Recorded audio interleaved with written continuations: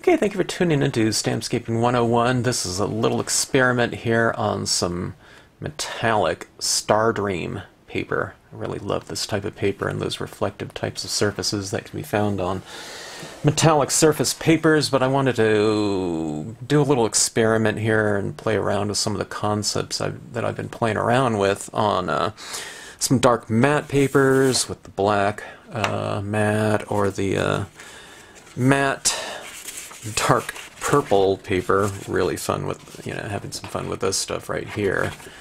But I wanted to see what I could do on a metallic paper, and just wanted to play around with some different concepts. So I didn't know what, I'm still playing around with stamping something like a Versafine over the top of, just a white, thickly applied layer of, say, white pigment ink would look like. And on this one right here, this scene would have been a lot better if I got a much kind of more opaque and solid impression using this black over the top of that moon in there. That moon's just kind of a thick application of Colorbox white pigment ink in there. And it got a little textured, when I used this paper towel over the top of it. And I didn't take that into consideration, and that it texturized the surface of that pigment ink right there before I stamped over it in black. But maybe I should have heat set it a little bit, so I played around with some heat setting on this video here before stamping out things like these reeds down here, and I think the reeds laid down better over the top of a heat set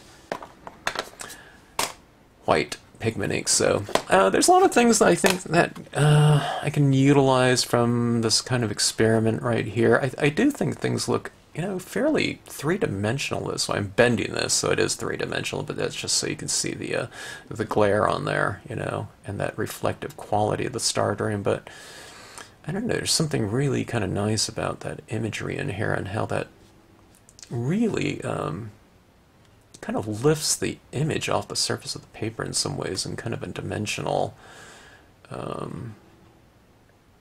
visual or illusion.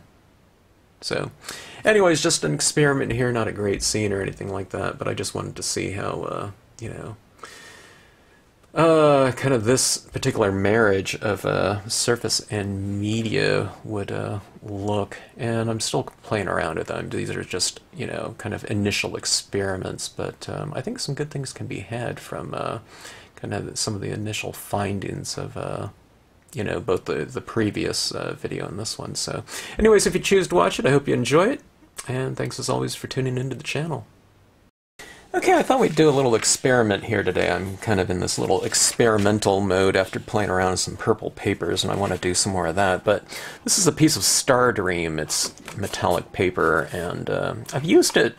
I don't know if I've used this color to stamp on before. I've typically used the lighter colored ones, and I really like the way that dye-based inks kind of lay down on this paper. It's kind of ink resistant in a way, so the inks really spread around, and they don't get very dark, but it can leave you with kind of an interesting look. But this one's going with a paper without that reflective kind of glare on it. It's probably, I don't know, I'd say 85% value or something like that in terms of darkness. So we're going to have to define a lot of what we do on here with light, and I'm not quite so sure how pigment ink is going to lay down in here, but I thought we would do a little experiment. I really like the look of this in some ways, just in terms of that pastel on there. And I was wondering if how pastels would look on this paper. It's fairly smooth, but it has a little bit of tooth to it, so I think the pastels work on that just fine.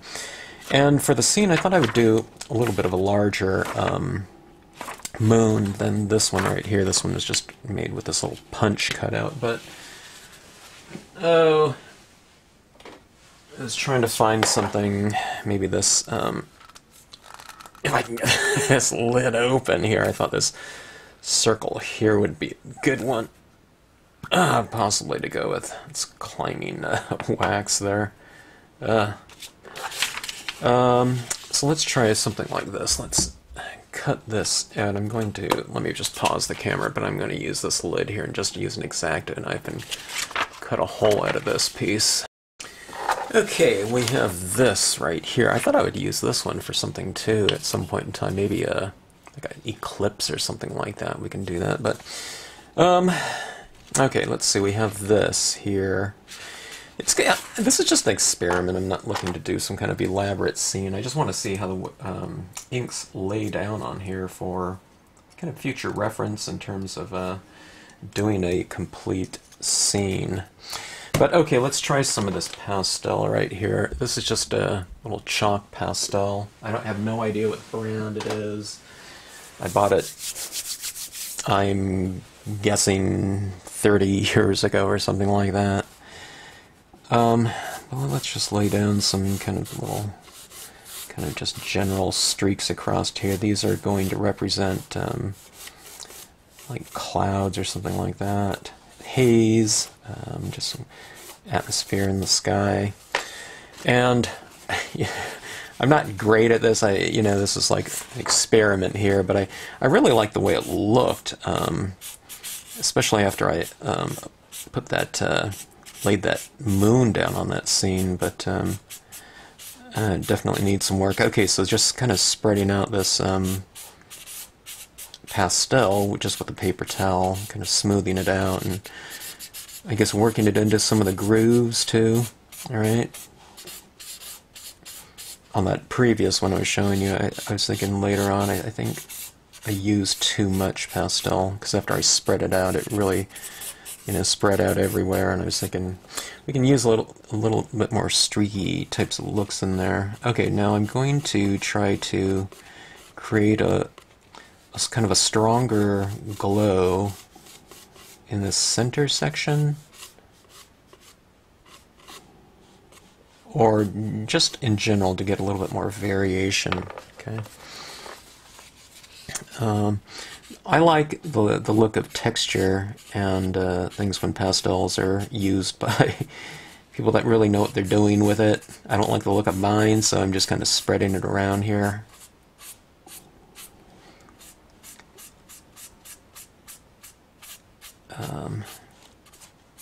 I'm kind of using it haphazardly as opposed to, expertly. It's just kind of just playing around here. But anyways, that's what we have there. This is a metallic, might look kind of weird in the end result, but we'll see. It's always good to just kind of experiment once in a while. For the most part, what I do is I'm always trying to kind of refine my technique. I'm constantly learning new things, but sometimes it's good to just change up drastically from, some things that we've been doing, just to kind of expand our, I don't know, it's kind of the range of effectiveness or referencing towards media and other things that we can apply and take back to it. It doesn't even have to be specifically in terms of media, but it might be some sort of thing, general thing like texture or I don't know, texture, temperature, something like that. Something that other media might be more conducive to than another more familiar medium that you're used to using. And then when you go back to your other, whatever you've been doing, a lot of times you can take kind of those elements or those strengths of the other medium and try to figure out some sort of application of your familiar media and trying to achieve a kind of a similar quality. Alright, so this is I'm going to be using some just Colorbox pigment ink here and test that out. I'm thinking now I'm going to be putting something else on here after that, but yeah, let's just go ahead and see what this looks like. In my mind I was thinking, I wonder if this is going to the Versafine is going to stick to this. I think it, yeah, it did, but it showed through a little bit, but that was on black matte paper. This will be on a metallic, so... Alright, now I'm going to try for some variation here in this moon. I mean, you can certainly do it, you know, mono value, but I just think a little bit of variation can often add a little bit more of a sense of richness, you know, within a given space, or on an object in this case. Okay, so there's my moon right there. That's kind of interesting. It kind of fades into that other cloud, doesn't it? I kind of like that. Let's go with that here. Let's play around with this a little bit. Now that I know where this moon is, let's bring in some of this other haze, kind of. Let's do it in this pigment ink, maybe, and we'll use it like a paint, which kind of that's why I kind of look at pigment ink. Pigment ink is like a paint to me.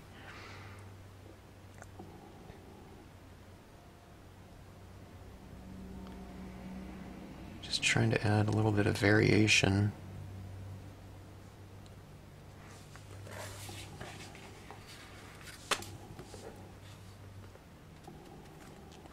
We can kind of see these streaks of white. I'm trying to kind of add a little bit of a stronger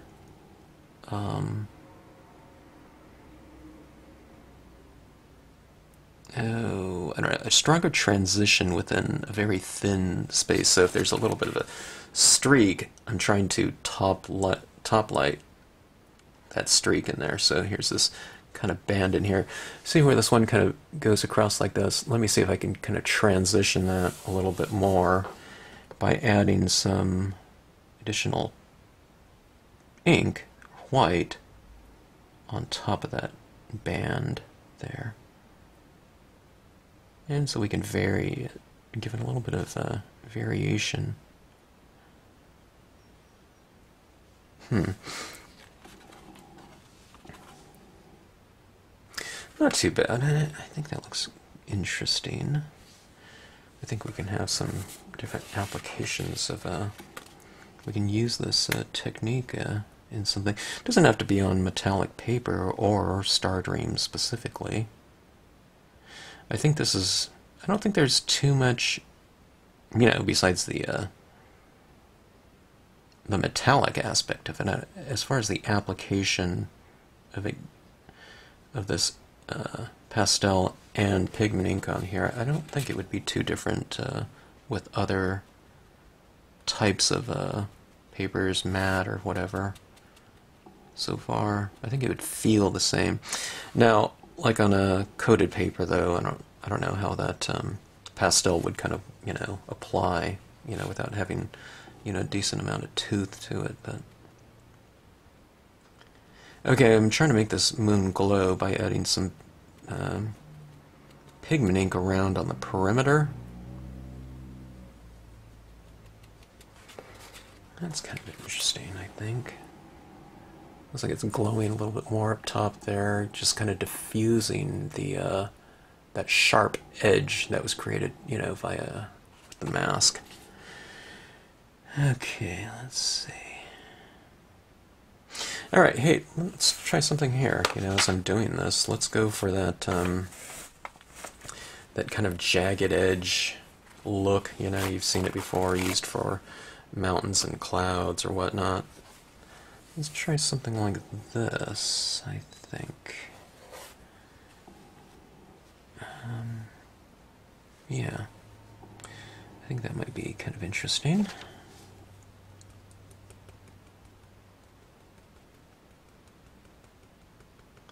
And maybe transition it a little bit, hit it kind of heavy in the right on the edge of the mask, and then kind of taper it up a little bit, use a little bit less as it kind of moves away from that. See that right there? Yeah, I think that looks pretty good. There. It's kind of adding that other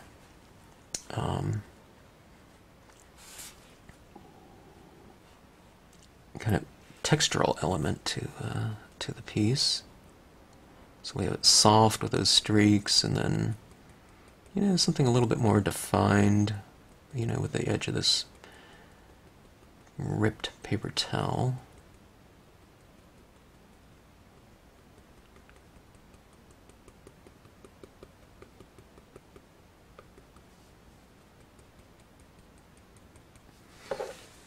Okay.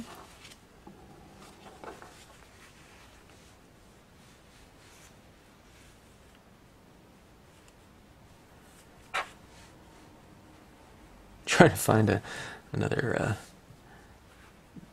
applicable rip here, you know, where it's not, you know, just mirroring the rip above it, that edge.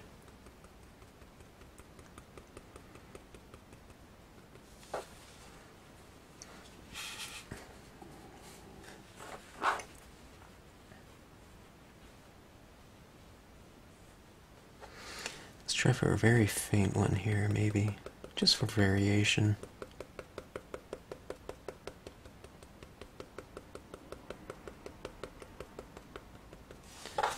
Okay, so like that, and then why don't I flip that around and have some of this cloud formation coming from below.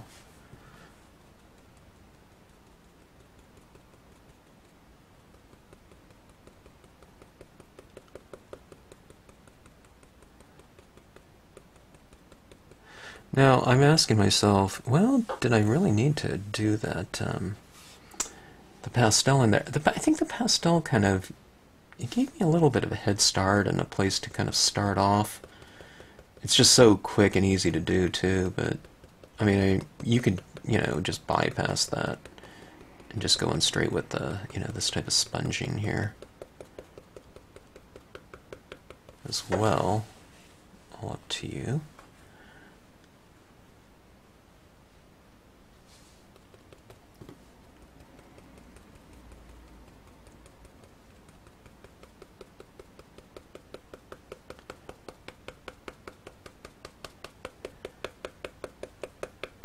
Okay, at this point in time, I'm adding more of this than I thought I was going to add, but it's just really fun to do this type of thing if you've done this before. So, all right, so look at that. Yeah, I'm getting some of the texture from this this paper towel on my moon. Looks like a soccer ball in some ways. It's kind of interesting though, having that little bit of texture, and I might leave it. My first inclination was just to, you know, tap that back out, but I think that looks kind of interesting, so I'm going to leave it in there. I mean, if I don't like it at some point in time, I could always remove it, but for now, we'll just leave it be.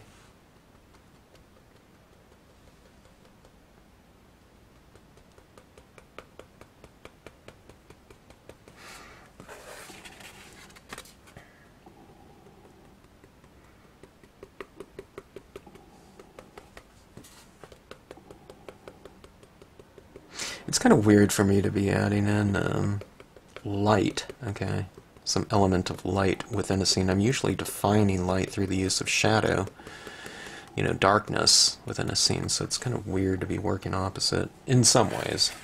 I mean, I'm not thinking about it too much, but I mean, you kind of just adapt to it right away. And you do. Some people are saying, well, yeah, you do, but I used to teach stamp board classes, and I saw people doing, you know, scratching back in and defining their lights by, you know, the process of removal of ink, you know, and just revealing the white of the board. And everyone kind of got in the swing of it, you know, very quickly. And I don't know, it's just very, very relaxing. Alright, so that is in there. I've certainly lost, I don't know, some kind of element of vignette. Maybe I could still add that back in there. I'm not quite sure. You know, kind of just laying it over that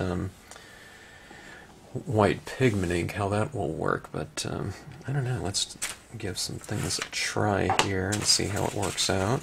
Again, this is just an experiment. Experiments are really fun to do, play around with. Maybe I should heat set this, but I don't think I'm going to. Alright, let's see if I can get this bird flock to fit on this. Yeah. Okay, this is the new silhouette here of some migrating birds, or I don't know, just flying birds. Let's have them going straight across that moon there, and we'll see if we can create kind of a dramatic setting for those birds. Let's go with the Versafine black. I haven't tried it here, but I'm pretty certain I just can't ink this up with dye-based ink and stamp it out on there and have it, you know, look nice and dark. If it'll stamp on there at all, because that pigment ink is really wet on there still. Okay, so let's check these out. Alright. Look at that though. See, it's kind of interesting having that kind of reflective quality from that paper on there. Look how dark it is like that. It almost looks, you know, like really dark brown or black without that reflective light. You turn it up like that, and there's just a lot of variation with metallics. Okay, let's see here. Let's just have them flying right across my moon. Maybe I should heat set it. I don't know. I have a feeling that stamping it down, I might be removing some of that white ink, you know, as I stamp down here. I'm not sure if this ink is going to transfer at all into, you know, what's essentially almost like wet paint, or if I'm going to be lifting ink off. Now, I'm holding this down just in the hopes of the transfer happening. I'm not using too much pressure. It's not about pressure, you know, and pushing it down into that. Okay, it's very, very light. Okay, almost too light. Yeah. It would look really good, though, if it was real black, though, huh? I have to try that sometime. Well, let's see if we can utilize this aspect of things. Well, let's do an experiment here. Let's do heat set this. Let me see if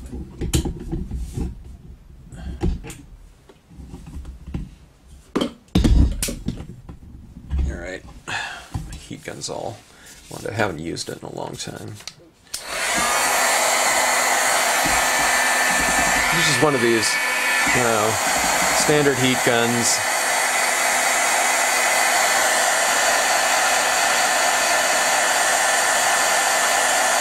I'm losing some of the opacity of the white. When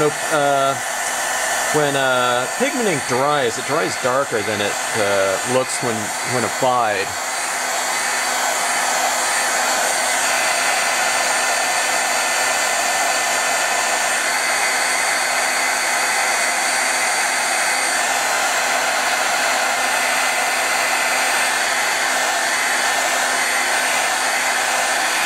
Interesting. I can watch the pigment ink, the white pigment ink on here drying and getting darker, but the pastels remain as opaque as they looked when applied. All right, so I don't know if that's completely dry, but that's dry enough for me as far as this goes.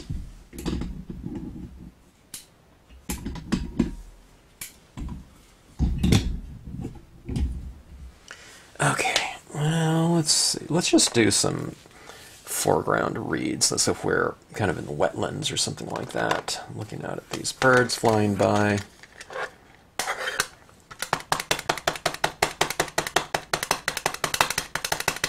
Let's just see if, well, it'll look here. Okay, I can get a much more opaque. Of course, that white up there is a lot thicker than the thin layers of pigment, you know, stamped down here. Those birds are really textured. Maybe the birds, yeah, you couldn't do it in embossing because, Well, maybe you have to heat set it. Stamp out the birds and then, I don't know. I'm not sure how that would work. Embossing.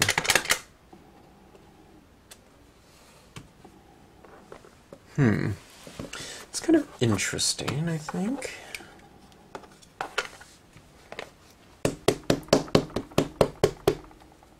Okay, let's try something here. Where did that cosmetic brush go?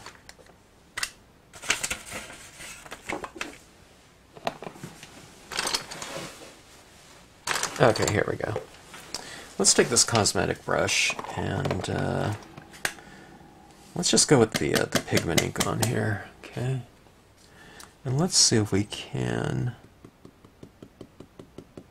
add a little bit of a vignette around the border.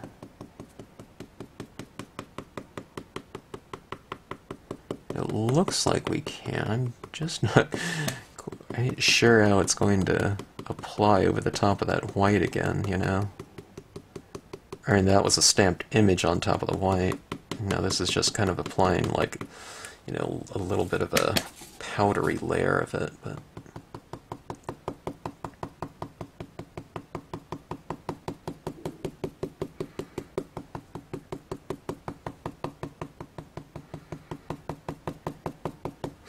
okay, that was looking actually pretty good as far as you know, being able to apply that over the top of the Stardream.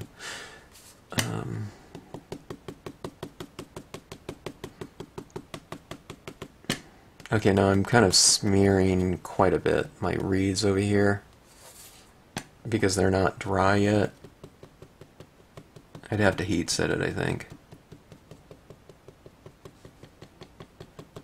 But due to time constraints, we'll just kind of go right in there and just apply it. It's not smearing it as much as it would if I, you know, streaked across there. I'm just kind of tapping these hairs on top of there, so it's not too extreme of a, you know, a blurring of that imagery, but I can tell it's really kind of softening them up. I'm kind of moving that ink around on those images there. So what I'll do is I'll get that vignette in there. I probably should have, now in retrospect, I should have done the vignette first and then stamped the imagery over the top of that. So why don't I just do this? I'll go in here again and just go for some additional layering in here. That. Okay. I'm not trying to redo the image or something like that. I'm just going for some additional imagery on top of it, which actually doesn't look too bad. I think it's probably more wetlandish, you know, with that kind of thicker, you know, thicker layers of brush down there. Cattails, I don't know, whatever it reads. Water reads.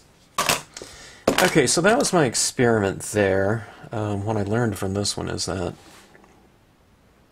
you know, if you want to stamp pigment over pigment, it's, you know, it's probably in your best interest to heat set it first. I can tell that that Versafine is now, it's kind of blurring out and spreading in there. But, I don't know, not a bad kind of look overall. If that was, you know, just more crisp, that would be better. I don't know, you know, that moon, okay, now I think about that moon, maybe that moon, instead of using pigment ink, I could have used the chalk, you know, and just applied that chalk through that. I think those birds would have laid down on that, you know, that pastel easier or better. But I don't know, not too, not a throwaway technique, I don't think. I like what's going on over here too in this scene. So I think there's some things we can, you know, I could possibly utilize from this in future scenes. And it doesn't have to be on the Stardream paper or this colored paper either. But I don't know, another experiment, you know, to test out some new media. Okay, thanks for watching.